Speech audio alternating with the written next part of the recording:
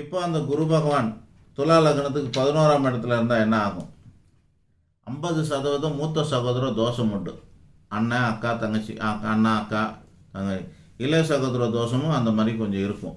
So ஆக மொத்தத்தில் இது சகோதர தோஷமுள்ள ஜாதகம், சகோதர சகோதரி தோஷமுள்ள ஜாதகமாக.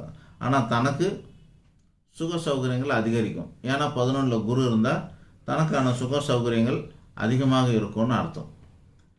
துலா லக்னத்துக்கு 12ஆம் இடத்திலே குரு பகவான் கடன், வழக்கு, வியாதி, சண்டை, சச்சரவு, நோய் நொடி மற்றும் இளைய சகோதரம், அது மட்டும் இல்லை கலை ஆர்வம், விளையாட்டு ஆர்வம் போன்ற காரணங்களுக்காக கால விரையும், தன விரையும், பொருள் விரையும் ஏற்படும். இதிலெல்லாம் ஈடுபடாதீங்க அப்படின்னு அர்த்தம்.